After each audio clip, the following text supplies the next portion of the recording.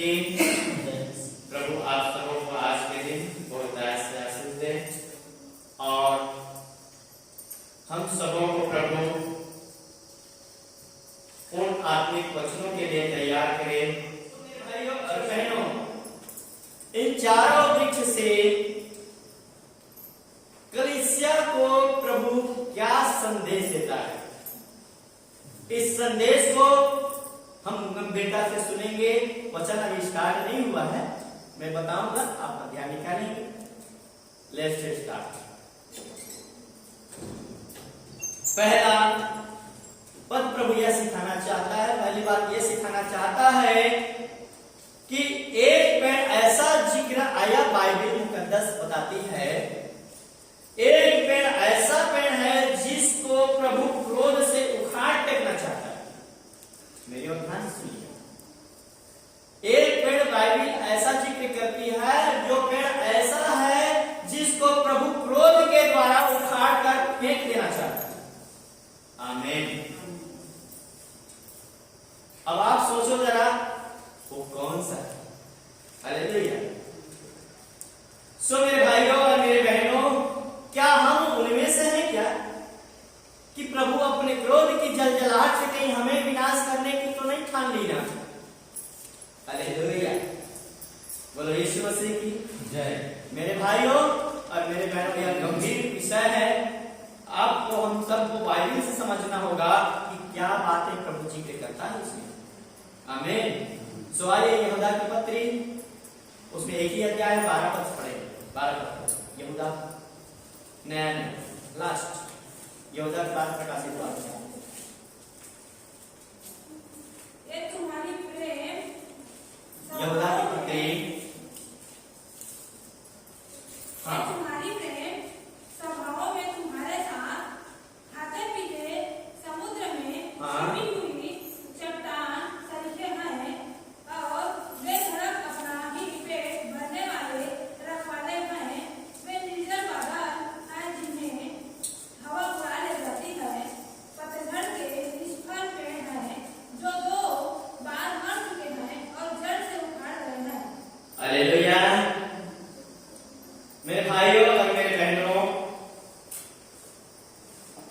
अच्छे से एक बार और सुनिएगा, मैं पढ़ रहा हूं। ये तुम्हारी प्रेम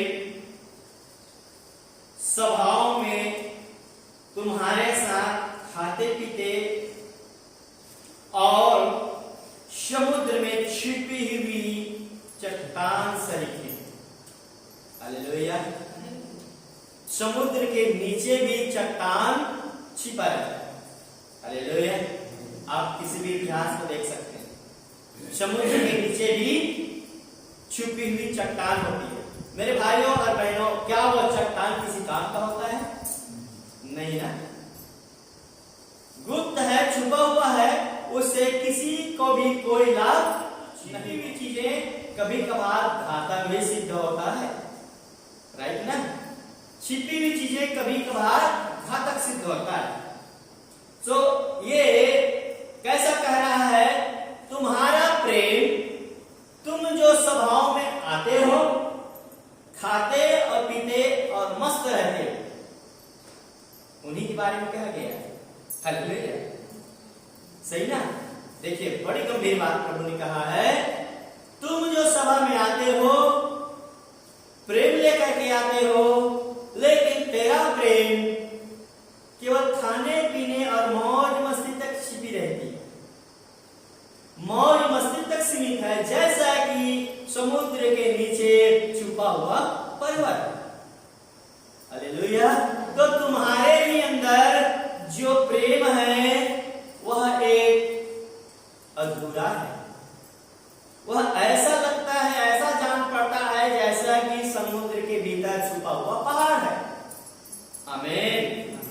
क्या ऐसा प्रेम हम में है तो हम अच्छे हैं? नो।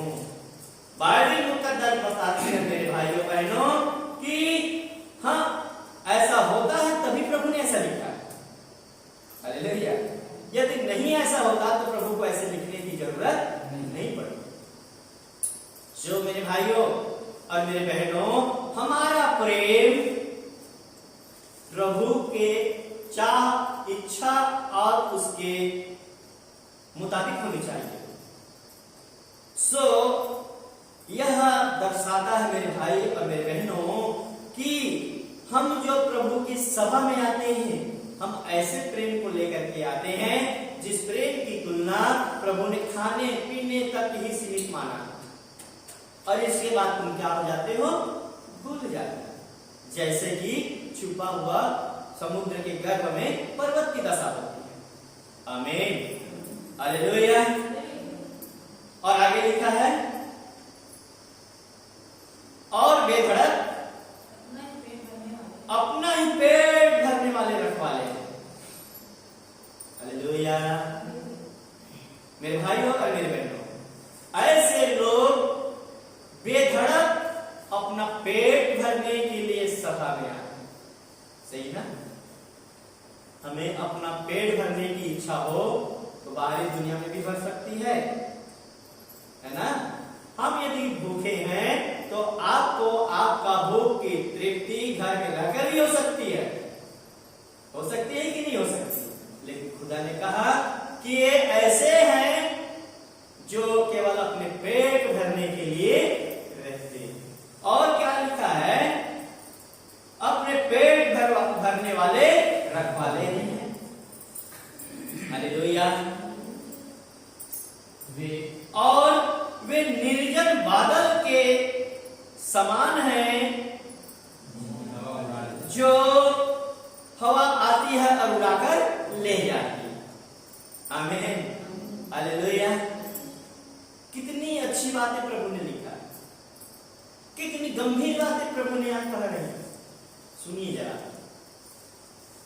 जो अपने अंदर विश्वास को अधूरा रखता है, जो अपने अंदर कटु भावनाओं को लेकर के खुदा के पास आ भी जाते हैं, है ना? जिसका प्रेम प्रभु की इच्छा अनुसार गहरी नहीं है, जो ऐसे काम भी करते हैं जिनको केवल खाने पीने की सुधि के सिवाय कुछ नजर नहीं आता, इनको कुछ ऐसे रखवाले भी कहे गए। हालेलुया। और ये रखवाला, अब रखवाले तो आप जानते ही हैं। तो हम ऐसे जो अपने पेट के लिए काम करें, हम कैसे रखवाले के पास आते हैं? तो जो हमारी आत्मरक्षा के लिए एक रखवाली करे।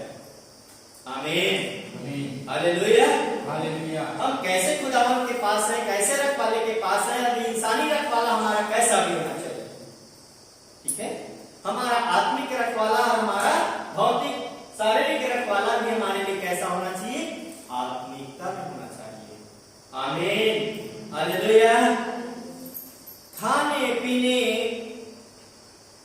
और मौज मस्ती में यदि हम चलते हैं तो उसकी तुलना प्रभु ने एक ऐसे बादल से की है। आप लोग जानते हो बादल कहां बनती है? आसमान में ना, ठीक है? और आसमान में बादल जब घिर करके चारों ओर से आती है तो दूसरी ओर से आ जाती हवाएं, और दूसरी ओर से आने वाली बवंडर की हवाएं, वो तूफानी हवाएं उस बादल को उड़ा ले जाती है। हालेलुया। आज हमारा प्रेम ऐसा नहीं होना चाहिए। हमारी रखवाली मनुष्य को भी बताता है कि तुम्हारी रखवाली, जो मेरे लोगों की रखवाली करते हो, तो बादल जैसे हवा से उड़ करके भग जाती है, वैसे तुम्हारी भी दशा ना हो। आमीन। वैसे तुम्हारी भी रखवाली की दशा ना हो, समझना पड़ेगा। हम जो रखवाली भी करते हैं खुदावंद के लोगों की, इसके लिए भी प्रभु ने यहाँ पर कह रखा है। हालेलुया। क्योंकि आप इस वचन का शीर्षक देखोगे तो क्या लिखा है? झूठे शिक्षक। हालेलुया। आप वचन का शीर्षक देखेंगे, टाइटल आप देखेंगे तो लिखा क्या है? झूठे शिक्षक। ऐसे अधूरे प्रेम जो बादलों तो तैयार होती, बादलें आसमान में तो तैयार होती, पर दूसरी दिशा से आने वाली हवा अपने साथ बहा ले जाती है। आमीन, हालेलुया। मेरे भाइयों और मेरे बहनों, हमारे जीवन में भी ऐसे ही बादल को बहा ले जाने वाली हवाएं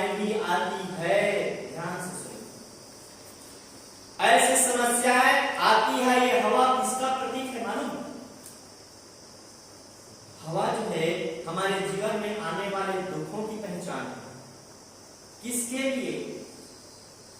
एक विश्वासी के लिए। हालेलुया।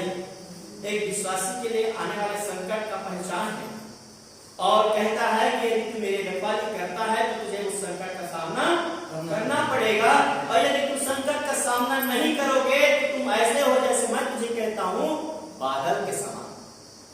बादल आती है, ऐसे बादल हवा के द्वारा बहा करके उस पानी को कहीं दूसरी जगह ले जाती है। तो तू ऐसा ना रहे। आमीन। और ऐसे बादल को प्रभु ने किसकी संज्ञा दी है? समुद्र के भीतर छुपे हुए पर्वत, नीचे धरती के अंदर, और ऊपर आसमान में उड़ने वाले बादल जो हवा के द्वारा बहा करके दूसरी जगह पहुंचा दिया। कहीं हमारी भी दशा ऐसा ना हो। आमीन। ये ऐसा पेड़ प्रभु ने जिक्र किया। आगे पढ़िए। और हाँ, और वे ऐसे हैं जैसे पतझड़ के निष्फल पेड़। हालेलुया। मेरे भाइयों और मेरे बहनों, वो ऐसे पेड़ हैं जैसे कि हम अपने वातावरण और परिवेश में देखते हैं। हम अपने चारों ओर वातावरण परिवेश में देखते हैं। अभी का मौसम कौन सा मौसम चल रहा है? ग्रीष्म मौसम। हालेलुया। ग्रीष्म मौसम। और ग्रीष्म मौसम में हमारे आसपास के पेड़ों की दशा क्या होती है? पत्ते झड़ जाते हैं। हालेलुया। जैसे बसंत ऋतु आई, ग्रीष्म का ऋतु प्रारंभ हुई और पतझड़ का मौसम आया, पेड़ के पत्ते अपने आप गिर जाते, पौधे की शोभा भी चली जाती। सही ना? पौधे की शोभा भी चली जाती है और पतझड़ में उनके पत्ते झड़ जाते हैं, दिखते कैसा? मरे हुए के बराबर। आमीन। हालेलुया। तो ऐसे ही पेड़ का जिक्र प्रभु ने किया जो पतझड़ की तरह से क्या होती है? निष्फल होता है। निष्फल पेड़ है, पतझड़ की तरह निष्फल पेड़। ठीक है, आगे चलते हैं हम आपके दूसरे वृक्ष की ओर। और आप निकालिए मेरे साथ। नंबर 2 में है अनुग्रह में रोपे गए पेड़। हालेलुया। सुन रहे हैं? दूसरे पेड़ का जिक्र प्रभु करता है। परमेश्वर अपने अनुग्रह से एक पेड़ को रोपा। हालेलुया। यिर्मयाह 17:8 निकालिए।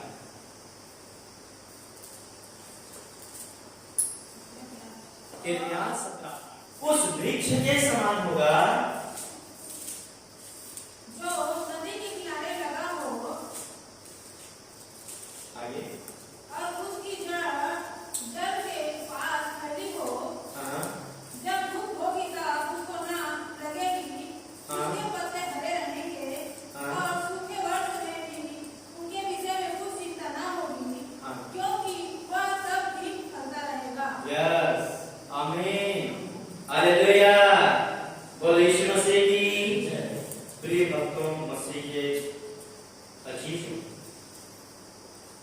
ये दूसरे प्रकार का पेड़ है। ठीक है ना? ये पेड़ कहां पर लगाया गया है खुदावंत के अनुसार? हाँ, समुद्र के किनारे। समुद्र में होता क्या है? पानी। हालेलुया।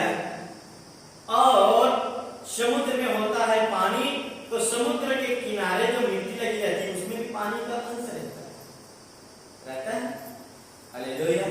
और आप लोग देखते हैं, आप लोग जानते हैं, आप लोग समझ रहे हैं कि जो पेड़ समुद्र के किनारे लगा रहेगा वो पेड़ कभी मुरझाएगा क्या? आप लोगों के लिए जवाब क्या होना चाहिए? ठीक है ना? आप लोग क्या समझ रहे हैं कि समुद्र के किनारे लगा हुआ पेड़ कभी मुरझाएगा? क्यों नहीं?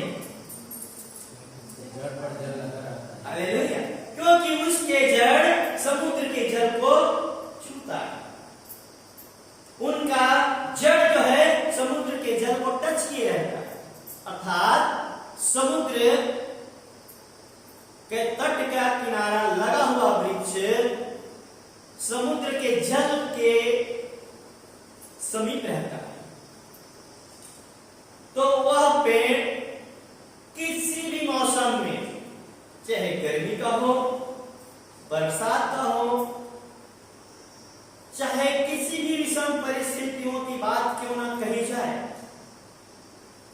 किसी भी परिस्थिति में उस पेड़ का न तो पत्ते कुमलाते हैं, न शाखाएं सूखती है। समझ में आ रही बात? उस समुद्र के किनारे लगी हुई पेड़ का न तो किसी भी समय में पत्ते कुमलाते हैं और न ही उसके शाखाएं सूखती है। इसको कहते हैं, इस ऐसे एक और पेड़ आता है तीसरा, और ये तीसरा पेड़ जो है ना, ये जो आपने जो दूसरा पेड़ पढ़ा, ये अनुग्रह के द्वारा रोपा गया पेड़ है। परमेश्वर ने अपने अनुग्रह से हमको और आपको वहीं पर लगाया, समुद्र के किनारे, ताकि हमें सर्वदा फल बनी रहे। आमीन, हालेलुया। जो जिक्र किया वो स्वर्ग का संकेत, हालेलुया, स्वर्गीय आशीषों की भरपूरी का चिन्ह है। ये ध्यान में रखना मेरे भाइयों और मेरे बहनों। दूसरा वृक्ष का जिक्र प्रभु ने किया, दूसरा पेड़ का प्रभु ने जिक्र किया, फलदायीपन में वो बढ़ने वाले हैं। फलदायीपन में जब फल देने का समय जब आता है, तो ऐसे पेड़ सर्वदा लहलहाते रहते हैं, सर्वदा वो फल देने वाला उपलब्धि पेड़ रहता है। आमीन, हालेलुया। एक तीसरा पेड़ का जिक्र प्रभु ने किया। आइए भजन की पुस्तक 1:3 पढ़ें।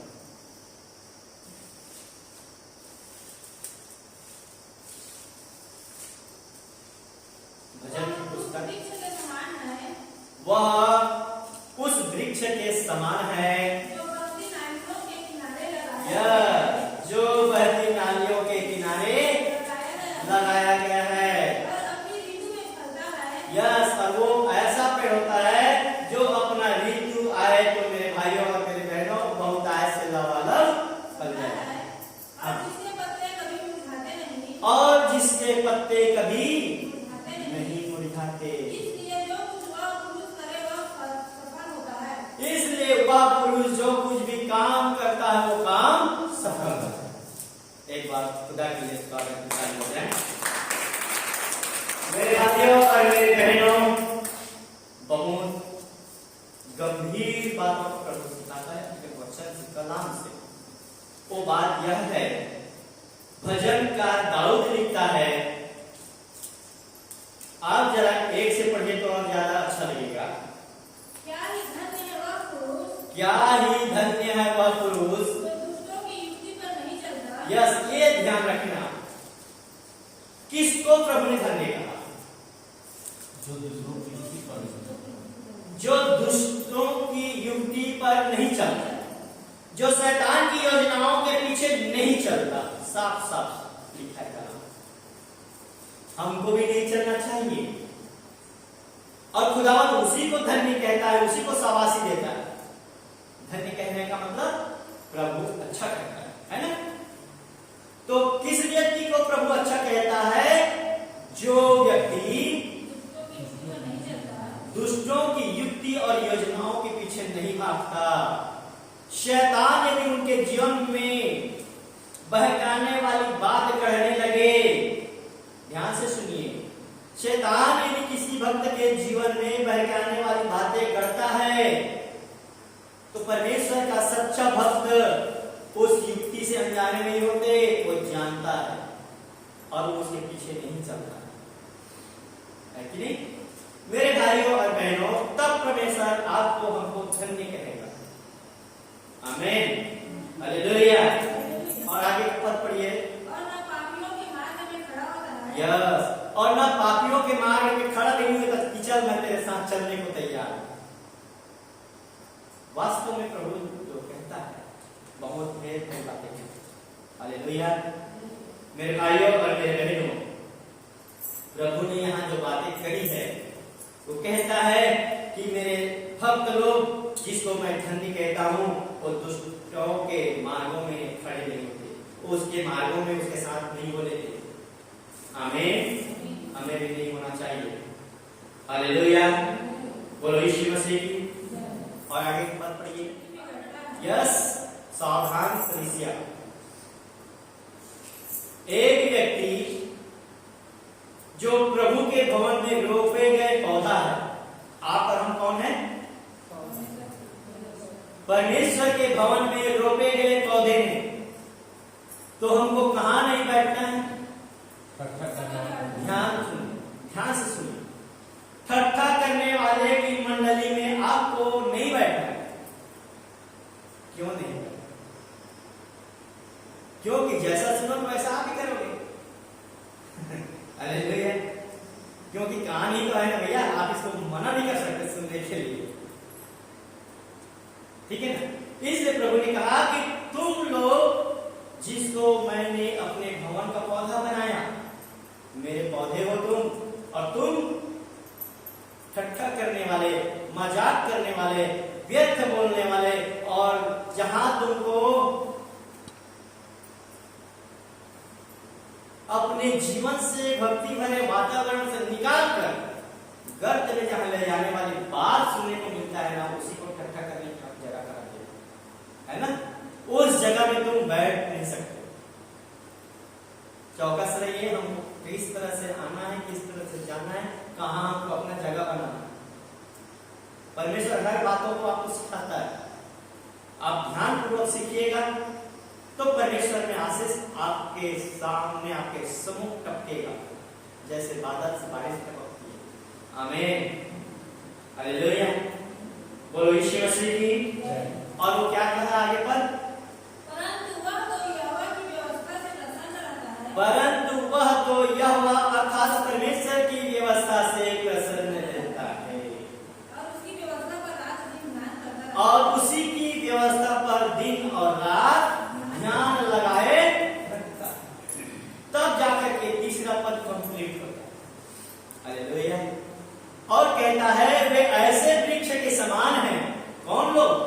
जो ठट्ठा करने वाले के मंडली में नहीं बैठता, ठीक है, जो मजाक करने वाले के साथ नहीं चलता, जो धोखा करने वाले के साथ नहीं आता जाता, ऐसे लोगों को प्रभु धन्य कहा है मेरे प्रियो। और परमेश्वर उसको ऐसा वृक्ष माना है जैसा कि आपने यिर्मयाह 17:8 में पढ़ा। हालेलुया। यही आत्मिक उन्नति का पहचान है। आमीन। तो परमेश्वर ने वास्तव में एक वृक्ष की जो संज्ञा दी है सही कहा है। हालेलुया। मेरे भाइयों और मेरे बहनों, यह संपूर्ण पद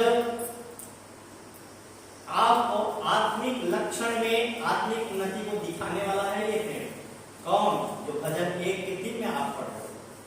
हालेलुया। यह भजन 1 का 3 का जो पद लिखा गया है, उस वृक्ष के समान हो जिस वृक्ष को परमेश्वर ने समुद्र के किनारे लगाया, और वो कभी न मुरझाता है और न कभी सूखता है, परंतु सर्वदा हरियाली हरियाली और हरियाली मिलती है। ये क्या है? ये आत्मिक भाषा में क्या सिखा रहा है यहाँ पर परमेश्वर? आत्मिक उन्नति। आमीन। क्या सिखा रहा है? आत्मिक उन्नति। तो ये पेड़ जो है आत्मिक उन्नति देने वाला पेड़। तो तीसरा पेड़ को प्रभु ने आत्मिक उन्नति के लिए ठहराया। आत्मिक आता है कि तेरा उठना, तेरा बैठना, तेरा चलना मुझे भावने वाले, ठीक है। भजन में गाते हैं, मेरा उठना बैठना और चलना तुझको भाता रहे, मेरे जीवन में यीशु तेरा नाम जलाल पाता रहे, मेरे सोचों में तू, मेरे ख्वाबों में तू, मेरे सोचों में तू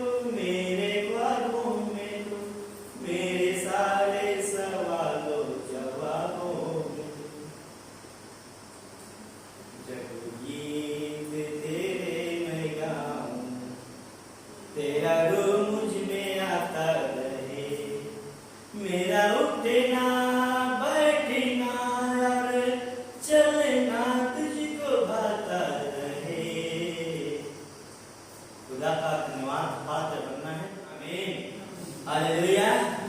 इसलिए प्रभु ने कहा कि इकट्ठा करने वाले मंडली के साथ तू बैठ नहीं सकता। ध्यान रहे, आज के बाद यदि ज्ञान आपको मिल रही है, आज के दिन आपको वचन सिखा रहा है कि आपको इकट्ठा करने वाले की मंडली में बैठना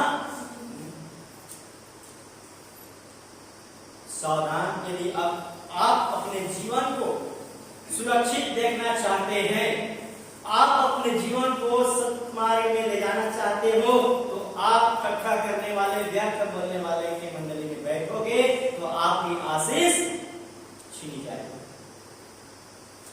हालेलुया। आपके आशीष भूमि में जाएगा, आपकी आत्मिक उन्नति ठप, आपकी आत्मिक उन्नति बंद। ये पेड़ आत्मिक उन्नति का परिचय है, ये वृक्ष आत्मिक उन्नति का धोता है। सो मेरे भाइयों और मेरे बहनों, हम परमेश्वर के वचन से सीखें और सावधान रहें। वास्तव में कहां हमको जाना है, कहां हमको नहीं जाना, कहां हमको बैठना है, कहां हमको उठना है, कहां हमको क्या करना, सारी तरकीबें, सारी बातें क्लीन टू क्लीन दर्पण की तरह साफ साफ प्रभु दिखाता है। ऐसा हो नहीं सकता कि कोई बातें छिपी हो उसके बारे में। हालेलुया। कोई बातें छिपी है, बताओ, कोई बातें छिपी नहीं, चाहे स्वर्ग की हो या पृथ्वी की हो। मेरे भाइयों, सब बातें खुली की खुली है, बशर्ते कि फर्क इतना कि हम इस पर कितना ध्यान रखें। आमीन, हालेलुया। सो मेरे भाइयों और मेरे बहनों, तीसरा पेड़ किसका संकेत बताता है? तीसरा पेड़ किसका संकेत दिखाता है? आत्मिक उन्नति का। और एक आत्मिक उन्नति पाया हुआ व्यक्ति ऐसे ही व्यवहार प्रदर्शित करता है। एक व्यक्ति को जिसको आप समझते हैं कि आत्मिक उन्नति में ग्रोथ कर रहा है, आत्मिक स्पिरिचुअल उनके अंदर ग्रोथ है, तो पहचानेंगे कि उनके जीवन से आत्मिक फल दिखता है। आमीन। उसके जीवन से आत्मिक फल दिखता है, आत्मिक बातों में बढ़ोतरी दिखती है। और जिसके जीवन में व्यर्थ और बर्बादी बातें खुली, समझ जाओ उसके जीवन में कोई प्रकार की आत्मिक उन्नति नहीं है। ये मन न्याय को दर्शाता है। आमीन। क्या आपको मालूम एक दिन हमारा न्याय होगा? हालेलुया। कितने कितने भाई बहनों को मालूम है कि एक दिन मेरा न्याय होगा? सबको मालूम ना? एक दिन हर एक मनुष्य का न्याय होगा। बता दो आपको, चाहे आप मसीह में विश्वास करते हो या नहीं करते, लेकिन हर एक मनुष्य का एक दिन न्याय होगा। ये बाइबल मुकद्दस बताती है मेरे भाई और बहन।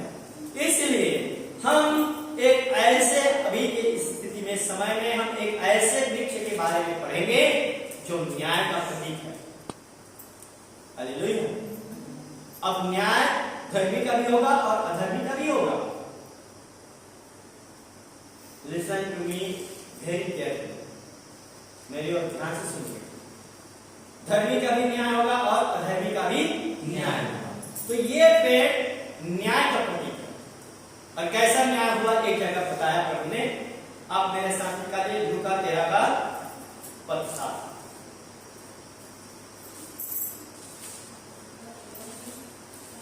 हाँ, ये जो वृक्ष है अंत में एक पाप कैसे मिल जाएगा ये बताती है। अंत में पाप का विनाश अवश्य है और अंत समय में न्याय के दिन पाप कैसे मिटाए जाएंगे खुदावंत के द्वारा। इन बातों को हम प्रभु के ढेर भरे वचनों से सीखेंगे। लूका 13 का 7।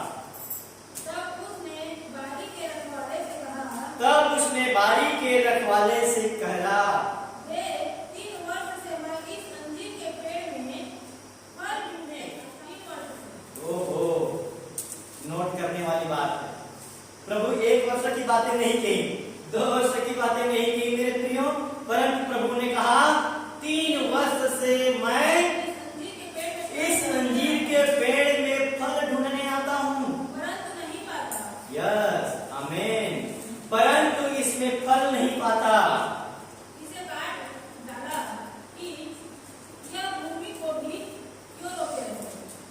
कहता है इस पेड़ को मैं काट डालूंगा। आमीन। क्या आपको समझ में आई बात? हालेलुया। जब प्रभु ने अंजीर के पेड़ के पास गया, कितने बार? 3 वर्ष से गया मेरे भाई। प्रभु 1 वर्ष से जाता तो क्रोधित नहीं होता, है ना? प्रभु 1 दिन उस वृक्ष से लालसा रखता, क्रोधित नहीं होता। प्रभु कितने समय तक इंतजार किया उस फल पर, उस पेड़ पर? 3 वर्ष। 3 वर्ष तक उस पेड़ पर फल की आशा इंतजार प्रभु करता रहा। फिर भी वो पेड़ फल नहीं लाया। हालेलुया।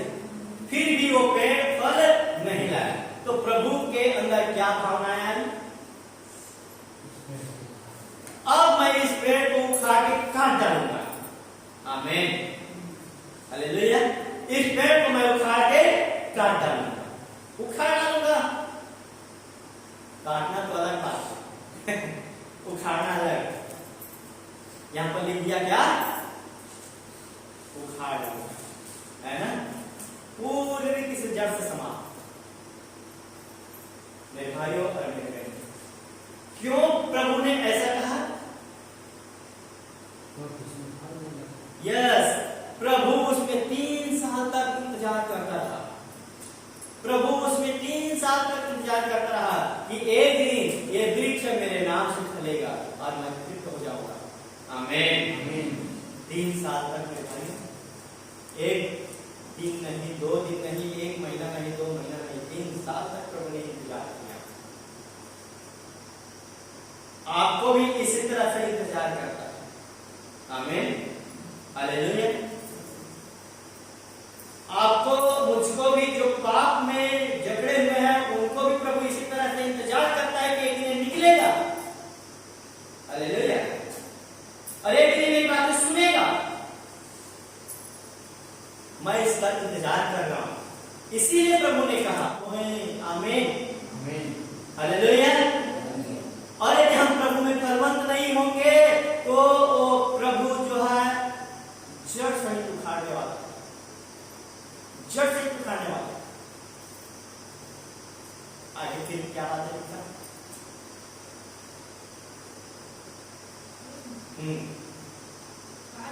भूमि को भी क्यों यस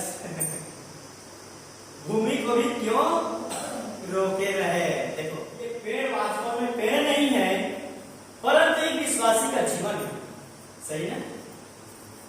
ये पेड़ नहीं है।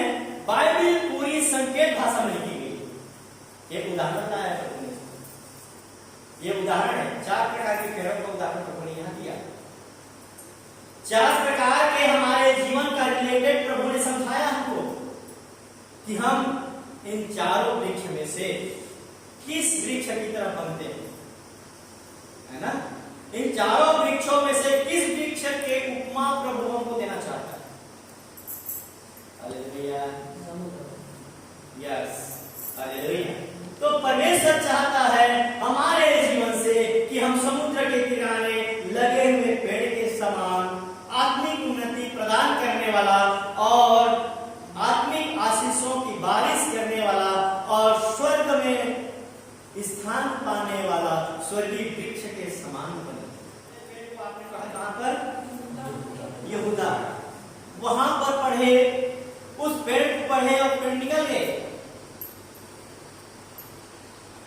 यहूदा की पुस्तक में जो पेड़ का जिक्र प्रभु ने किया वो क्या का पहचान है? झूठ, फरेब, धोखा।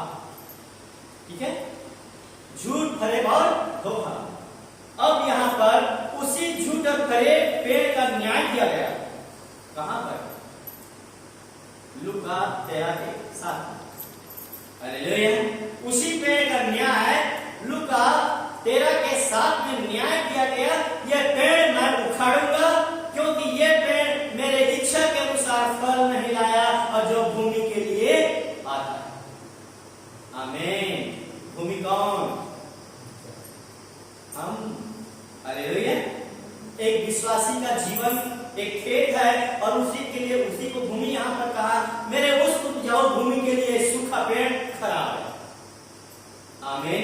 और उसे मैं उखाड़ फेंकूंगा। अंत के दिन न्याय में ऐसा ही होगा। जिस सीखें, आमीन।